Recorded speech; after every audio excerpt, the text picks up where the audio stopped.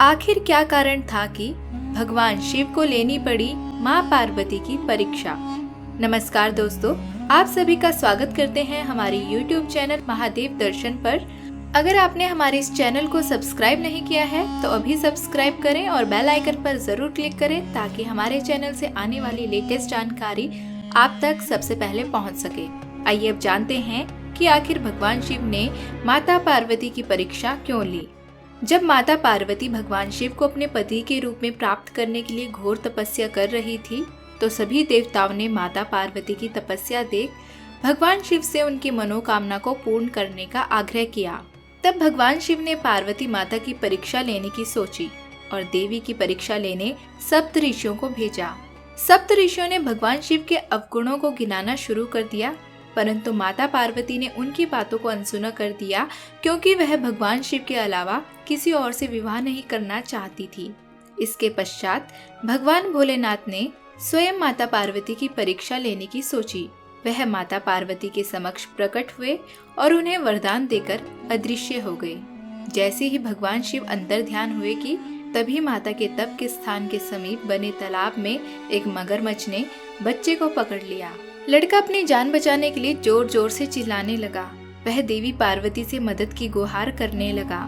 जब माता पार्वती ने पीछे मुड़कर देखा तो मगरमच्छ उस बालक को तालाब के अंदर खींचकर ले जा रहा था। यह देख माता पार्वती का दिल पिघल गया और उन्होंने मगरमच्छ से आग्रह करते हुए कहा कि कृपया कर इस बालक को छोड़ दीजिए। माता पार्वती की बात सुन मगरमच्छ बोला कि हे देवी, दिन के छठे पहर में जो कुछ भी मुझे खाने को मिलता है तो मैं उसे अपना भोजन समझकर छोड़ता नहीं हूँ। यही मेरा नियम है। दिन के छठे पहर में ब्रह्मदेव ने ही इस लड़के को मेरे पास आहार रूप में भेजा है तो मैं इसे कैसे छोड़ सकता हूँ। पार्वती माता ने फिर से मगरमच्छ से विनती करते हुए कहा कि तुम इस बालक को छोड़ दो, इसके बदले जो कुछ भी तुम्हें चाहिए वह मुझे बताइए। मगरमच्छ ने कहा, देवी, मैं इसे एक ही शर्त पर छोड़ सकता हूँ। आपने तपस्या करके जो भी वरदान लिया है उसका फल मुझे दे दीजिए, तभी मैं इस बालक को छोड़ सकता हूँ।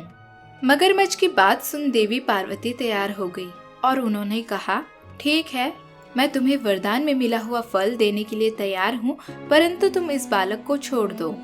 मगरमच्छ बोला, सोच लीजिए देवी, इतनी कठिन तपस्या कर तुमने ये फल प्राप्त किया है जिसे कोई भी देवता हजारों वर्ष की तपस्या के दौरान भी प्राप्त नहीं कर सकता।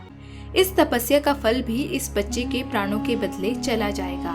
पार्वती जी ने मगरमच्छ से कहा कि मेरा वचन पक्का है, मैं तुम्हें अपनी तपस्या का फल दे रही हूँ, तुम इस बालक को जीवन दे दो।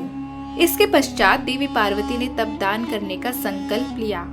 जैसे ही मगरमच्छ को तप का दान हुआ वैसे ही उसकी देह चमकने लगी। मगरमच्छ ने कहा, देखो, तप दान से मैं तेजस्वी बन गया हूँ।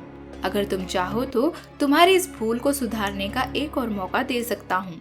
तब देवी पार्वती ने कहा कि तब तो मैं दोबारा भी कर सकती हूँ, लेकिन इस बालक के प्राण एक बार चले जाने के बाद क्या वापस मिल जाते?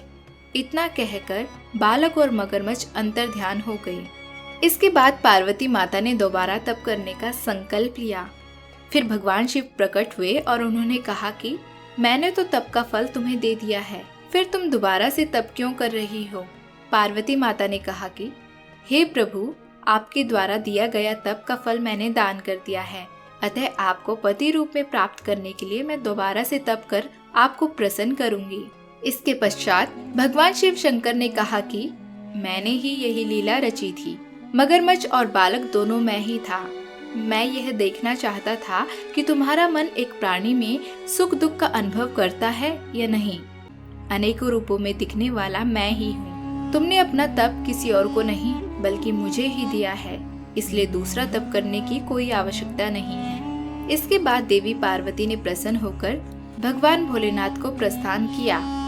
तो दोस्तों, कैसी लगी आपको भगवान शिव द्वारा ली गई देवी पार्वती की परीक्षा? आप कुछ कहना चाहते हैं या आपकी कोई राय है तो हमें कमेंट करके जरूर बताइएगा। और अगर आपको ये वीडियो पसंद आई है तो इसे ज्यादा से ज्यादा लाइक और शेयर जरूर करें। धन्यवाद।